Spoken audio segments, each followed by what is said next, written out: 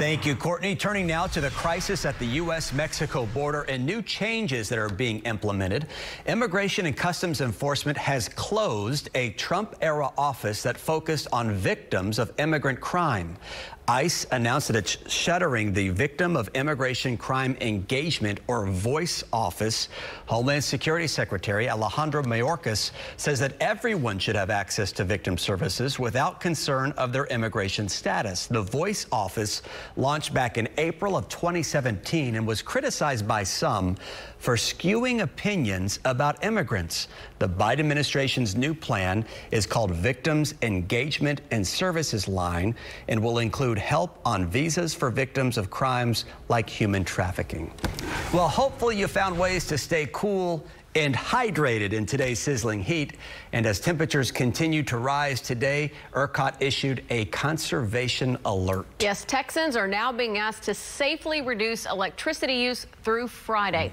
Let's get over to KPRC2 meteorologist Justin Stapleton in for Frank today. Is the weather going to cooperate with that? Absolutely not. So I think this is going to be an issue this week as well, because these grids are going to continue to be maxed out, not only just today, but for the rest of this week. And I got to tell you, if it's going to be this hot now, where we go see when we get to July and August. I think this is going to be an ongoing story for us here across Texas as well. Down in Galveston, they're cooling at 91, still sunny skies everywhere else. Here in Southwest, we're at 86, and the reason that was cooler, that's the Sugar Land temperature. They actually had a storm blow on through. 98 up at the big airport, has not cooled there either. Mid-90s, you see the 70s and 80s. Most of the storms where they've actually seen some relief from the heat today have been off to the west there. We've still got 103, 101, 105, 104 as you get towards Hobby Airport. So that's going to be the case, and there are most of those storms, although as we jump a little tighter, we've got a few more starting to pop around Katy and then just to the east of Prairie View, and that's about it so far. Most of those will slowly wind down over the next hour or so, and then we'll continue to slowly back that sizzle off into the upper 70s. And of course,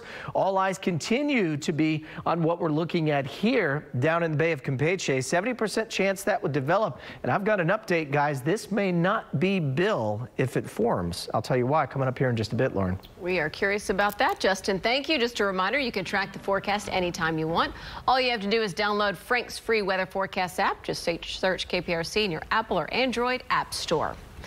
We have a traffic alert coming now from the Galleria area. The 610 West Loop North feeder road at San Felipe is closed for emergency repairs. Sky 2 was over that area within the last hour, showing traffic down to just one lane before San Felipe and all lanes closed north of there.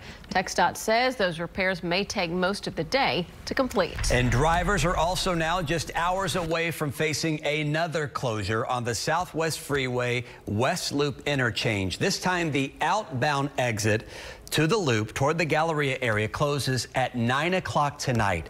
This will impact those driving in from downtown, midtown, and the upper Kirby area. KPRC2's Taisha Walker is live in the Galleria area with reaction to these traffic headaches and some alternate routes that we can take. Taisha?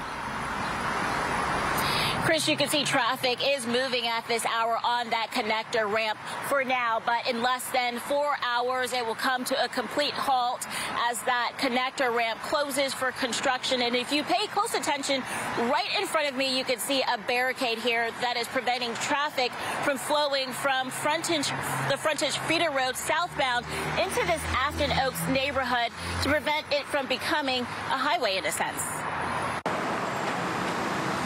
Like it or not, Houston drivers are used to seeing orange cones and having to navigate around lengthy construction projects. Well, my dad moved here in like 1935, and he said 45's been under construction ever since then. Still under construction. So it's kind of part of life here. In less than 4 hours, the southbound connector ramp to the Galleria area will close for up to 8 months.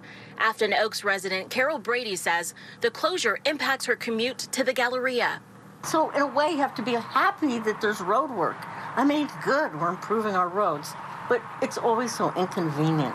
If you're traveling from downtown, midtown, or Kirby on the Southwest Freeway, the exit ramp from the freeway to 610 going north into the Galleria, you'll have to find a detour.